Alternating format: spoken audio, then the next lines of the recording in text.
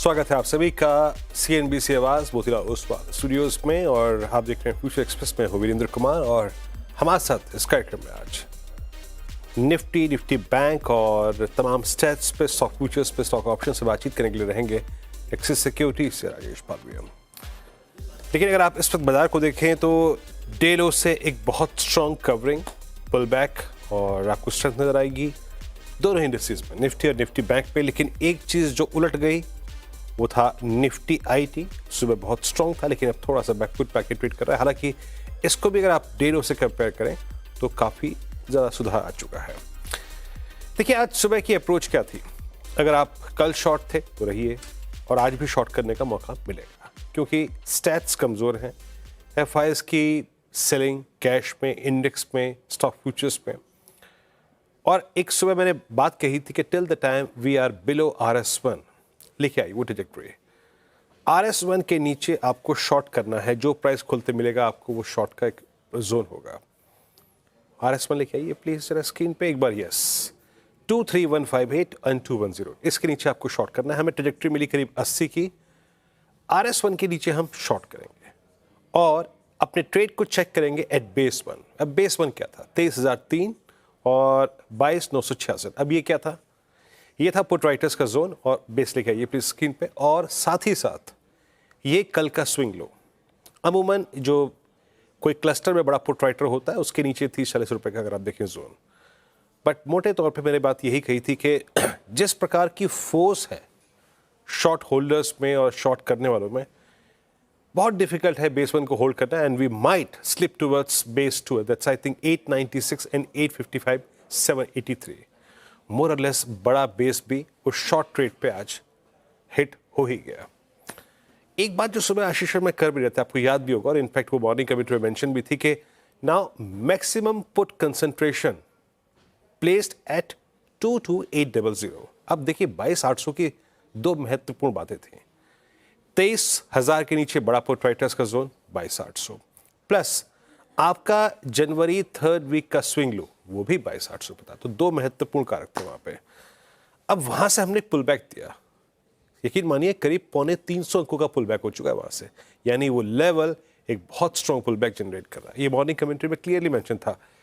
दो कंडीशन में आपके पुल बैक्स आएंगे या फिर स्ट्रेंथ आएगी। Either you slip towards base two 22,800 or else you regain 23153 and 210। देखिए अभी हम 23,060 पे हैं लेकिन अब ऑप्शंस में क्या है?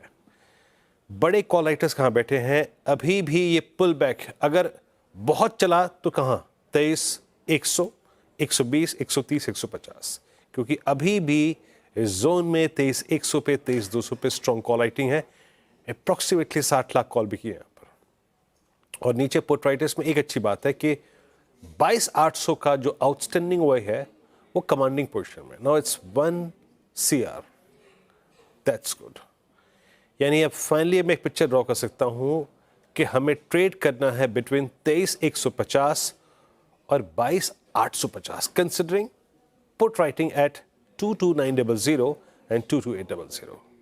क्लियर डे 23,150 और 22,850। निफ्टी बैंक लेके आइए। सो बात क्या हुई थी? It's a sell on rise क्योंकि कल सारे स्टॉक फ्यूचर्स में शॉर्टिंग हुई थी। एक दुक्का शॉर्ट भी नहीं था। अगर आप देखें कवर नहीं थे।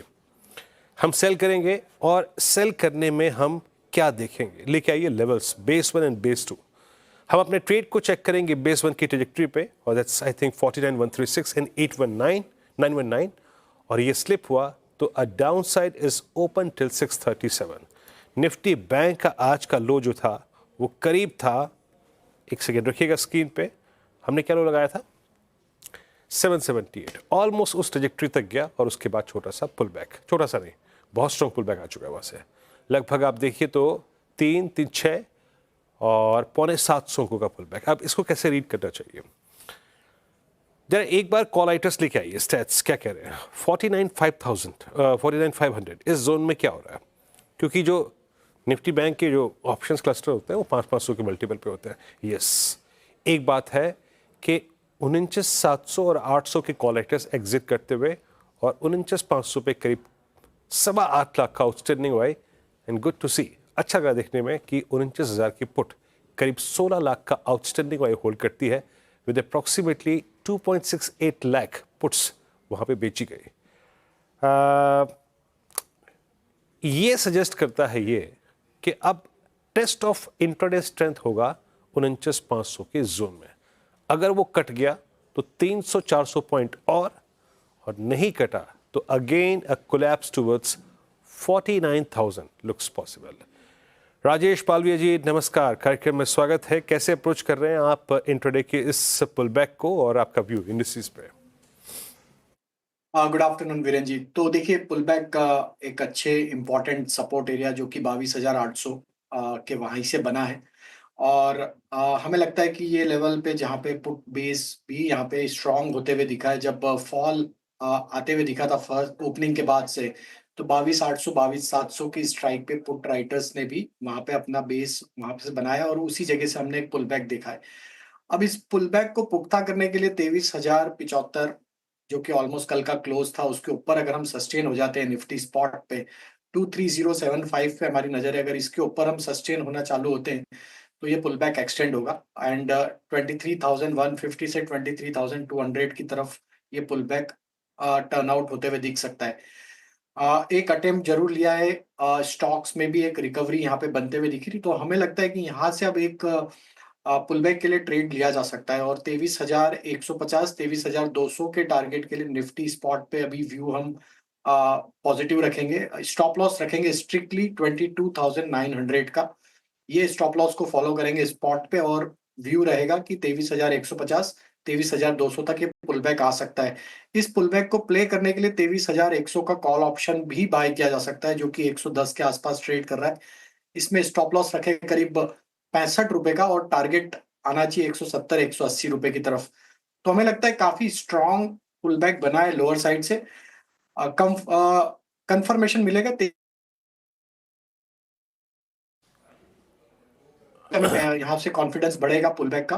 तो ऑलमोस्ट हम 20-25 पॉइंट आसपास ही ट्रेड कर रहे हैं, तो वो लेवल का हम वॉच कर रहे हैं। बैंक निफ्टी में 49,000 के आसपास वापस होल्ड आउट करते हुए दिख रही बैंक निफ्टी। पुट बेस भी देखें तो 49,000 48,800 के आसपास ही बना हुआ है। ये लेवल को अगर हम होल्ड आउट करते हैं तो हमें लगता है यहाँ भी एक अटेम्प्ट आते हुए दिखेगा पुल बैक का, जो कि 49,700 की तरफ बैंक निफ्टी को लेके जा सकता है। बट बैंक निफ्टी में हम थोड़ा वेट करेंगे, 49,500 के ऊपर अगर ये क्रॉस होता है तो यहाँ पे कॉन्फिडेंस बढ़ेगा। तो अभी at this moment bank Nifty में स्टेटस को है, अभी यहाँ पे हम कोई ट्रेड नहीं कर रहे। अगर 49,500 क्रॉस होगा तो हम यहाँ पे लॉन्ग साइड का ट्रेड इनिशिएट करें। ओके, चलिए अभी काम करते हैं। मैं आपसे बात करूंगा, आपके स्टॉक फ्यूचर से बातचीत करूंगा, लेकिन उससे पहले जो एमफी के आंकड़े आए हैं उनसे बाजार को कुछ ना कुछ धैर्य ज़रूर मिलेगा, क्योंकि लगातार वो जो इक्विटी मार्केट में फ्लो है रिटेल इन्वेस्टर्स का वो जारी है। पैमाइश करते हैं इसकी थोड़ी सी और जानने की कोशिश करते हैं कहाँ कहाँ पर कितना कितना फंड आया। यदि एक बात तो है, लोगों का धारणस जो है वो बंधा हुआ है, कन्विक्शन में कोई कमी नहीं है, पैसा भरपूर आ रहा है। यदि क्या कहते हैं एमफी के आंकड़े? बिल्कुल, बाजार टूटा है, भरोसा नहीं टूटा और निवेशक अभी भी इक्विटी म्यूचुअल फंड्स हों, एसआईपीज हों, डेटा सजेस्ट कर रहा है कि काफ़ी चीज़ें स्टेटस को हैं, कोई बदलाव नहीं देखने को मिला है। ऐसा नहीं है कि कोई पैनिक में लोगों ने रिडेम्पशन कर दिया, लोगों ने जो है अपने पैसे जो है वापस लेने की कोशिश की है। ऑब्वियसली फरवरी का डेटा थोड़ा ग्रैन्युलर रहेगा, लेकिन जो जनवरी का डेटा आया है वो यही बता रहा है कि निवेशकों ने जनवरी में इक्विटी फंड्स में लगभग 40,000 करोड़ रुपए डाले हैं। लार्ज कैप के साथ mid cap, small cap fund में भी निवेश जारी है। और एमफी ने जो आज आंकड़ा जारी किया है, इसमें एसआईपी का डेटा जो है अभी भी आना बाकी है, लेकिन आप जनरली देखिए जो इक्विटी फंड्स हैं, यहाँ जनवरी के महीने में 39,669 करोड़ का इन्फ्लो आपने देखा है, जो पिछले महीने लगभग 41,000 था। और आपके स्क्रीन पे जो बार चार्ट आप देख रहे हैं, आपको दिखाई पड़ेगा कि 40-42 हज़ार के आसपास पीक का फ्लो था, लेकिन अभी भी 40,000 करोड़ का इन्फ्लो आपको आता हुआ नजर पड़ रहा है। अगर हम लार्ज कैप फंड्स की बात करें तो यहाँ 3,000 करोड़ से ज़्यादा का इन्फ्लो आता हुआ नजर पड़ा है, जो लगभग एवरेज के आसपास ही आपको आता हुआ नजर पड़ रहा है, इनफैक्ट बेटर है। अगर हम मिड कैप व स्मॉल कैप फंड्स की बात करें तो यहाँ भी शानदार आपको इन्फ्लो आते हुए दिखाई दे रहे हैं। इनफैक्ट जो पिछले 6 महीने का डेटा है उसमें हाईएस्ट लेवल पे आपको दिखेगा कि स्मॉल कैप फंड्स में 5700 करोड़ का इन्फ्लो आता हुआ नजर पड़ा है, तो कहीं ना कहीं ये आपको एक्सेलरेट होता हुआ दिखाई पड़ रहा है। अगर हम मिड कैप्स फंड्स की बात करें तो यहाँ भी 5,000 करोड़ से ज़्यादा, इनफैक्ट 5148 करोड़ का इन्फ्लो आता हुआ आपने देखा है। तो मिड कैप फंड में भी जो है एक्सेलरेटेड वे में आपको इन्फ्लो ज़्यादा बढ़ते हुए नजर पड़े हैं।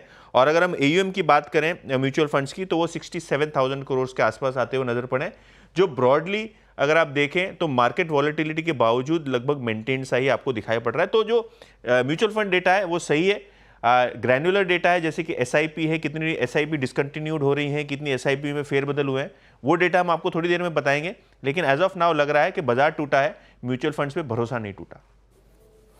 जी हाँ, बाजार गिरा, भरोसा नहीं, बिल्कुल सही। अगर आप देखें शीर्षक दिया है, इसको यतिन ने आंकड़े बखूबी समझाए। यतिन, बहुत बहुत शुक्रिया। अब एक काम करते हैं, निफ्टी में पुल बैक है, इट्स 23035, और निफ्टी बैंक में भी पुल बैक है। लेकिन विषय को थोड़ा बदलेंगे। जब लौट के आएंगे तो आज एक नंबर जो सुबह सुबह हम शायद डिस्कस भी कर रहे थे बहुत बारीकी से, बिरला सॉफ्ट, एक बार स्टॉक लेके आइएगा। खुला काफ़ी कमज़ोर था, लेकिन एक बड़े सब्सटेंशियल गैप डाउन के बाद एक रिकवरी जारी थी versus low of I think 488। इस वक्त ऑलमोस्ट 50-95 ट्रेड करता हुआ। हमारे साथ कामिनी शाह, CFO बिरला सॉफ्ट की होंगी। कुछ देर में एक छोटे से ब्रेक के बाद लौटते हैं और उनसे इस क्वार्टर के नंबर पे चर्चा करेंगे।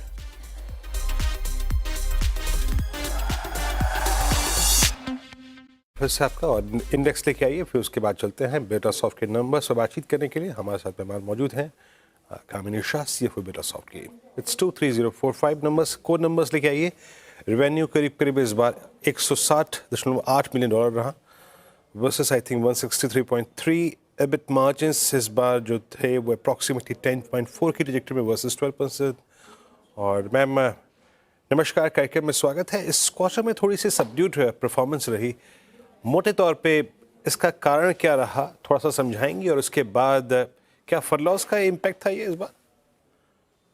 Thank you very much Virendra ji. अगर आप ये हमारा क्वार्टर का परफॉर्मेंस देखिए, राइट, मैं सबसे पहले बोलना चाहती कि हमारे डील विन स्ट्रांग रहे।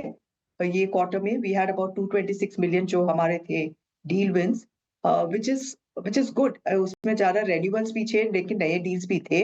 हाँ, हमारा रेवेन्यूज थोड़ा सॉफ्ट रहे थे this quarter because we had a larger impact of furlough. और नॉर्मली हम फर्लो देखते हैं तो हमें BFSI सेक्टर में नॉर्मली फर्लो रहता है, but we have seen furloughs in other sectors also, वो जो लाइफ साइंसेस और मैन्युफैक्चरिंग में थे, which is unusual with our set of customers. So इसलिए हमारा रेवेन्यू थोड़ा सॉफ्ट रहा। पर अगर आप देखो क्वार्टर ऑन क्वार्टर, अगर आप देखो हमारा EBITDA margins have stayed flat. This is despite the fact कि हमने वेज हाइक दिया था to our employees starting 1st of October। उसी हिसाब से we have tried to maintain our margins quarter on quarter from that standpoint. Okay, I mean that's point taken. I mean higher employee cost and seasonally weak demand. तो आगे जाके ma'am exactly अगले 1-2 quarters के लिए जो आपके ये margins की ट्रेजेक्टरी है, यहाँ से अगर थोड़ा सा टेलविंड मिला आपको, तो किस ट्रेजेक्टरी में रहने की संभावना है आपको? जी, हम लोग नॉर्मली गाइडेंस तो नहीं देते हैं वीरेंद्र जी, बट अगर हम देखें तो हमारी एस्पिरेशन डेफिनेटली है to improve margins. So we are doing a lot of things operationally. देखो, आपको ये जो फॉलो का इम्पैक्ट कम हो जाएगा to some extent, and then we are also focusing a lot on operational efficiencies जो हम लोग कंटिन्यूस कर रहे हैं at this point of time. So at least the next couple of quarters में हमारा margin trajectory will start moving up. That is our focus at this point of time. Q4 में हम लोग डेफिनेटली ऑर्डर बुक पे focus कर रहे हैं कि गिवन दैट हमारी अभी स्ट्रॉन्ग पाइपलाइन है, we are looking to make sure that अगर वो कन्वर्जन हो Q4 में, तो that gives a good view as far as next year is concern. Last में बोलना चाहती हूँ कि हाँ, cash position is very strong. We have about 2000+ crores on our balance sheet that will enable us to support any business acquisition and growth that we need at this point of time. So net to net, I think the operating rhythm, while it looks a little bit of a softer quarter, पर आप दूसरे metrics देखिए cash के हिसाब से और वगैरह pipeline के हिसाब से, I think we are strong at this point of time. We just have to stay focused on execution. Okay, अगले 2 क्वार्टर्स की बात करूं मैम यहाँ पे, तो what exactly will deliver? I mean BFSI, digital and data, exactly सबसे strong growth के अनुमान कहाँ पर है आपके? See, मेरे ख्याल से we will continue, I think, to deliver. अगर आप देखो, we had mentioned in our commentary कि हमें Q4 में थोड़ा furlough का extension हुआ है. So I think Q4 will be soft from that standpoint, because some of the furlough impact जो आपका Q3 में था, वो Q4 में continue करेगा. It will not be to the same impact. Definitely, that's one thing that we are seeing at this point of time. And we are seeing a little bit of project closures हम देख रहे हैं, which we are working with our customers to mitigate it. So in summary, I think quarter 4 may be a little soft, but definitely quarter 1, I think we do expect that things will start improving from there on. Q4 will be a little bit soft. खैर पैम बहुत बहुत शुक्रिया कामिनी जी आप इस कार्यक्रम में शामिल हुई और मार्जिन्स की picture I mean segmental revenues top line bottom line और इनफैक्ट इस क्वार्टर को आपने समझाया अच्छी तरीके से बहुत बहुत शुक्रिया इस कार्यक्रम में शामिल होने के लिए and best of luck for next quarter लौटते हैं एक बार बिरला सॉफ्ट पे और एक बार अगर आप स्क्रीन पे लेके आए सुबह एक सब्सटेंशियल गैप डाउन हुआ लेकिन उसके बाद से रिकवरी कंटिन्यू है इट्स 496.30 अभी राजेश जी के 3 ट्रेड्स और ऑप्शन ट्रेड छोटे से ब्रेक के बाद हाजिर होकर लेते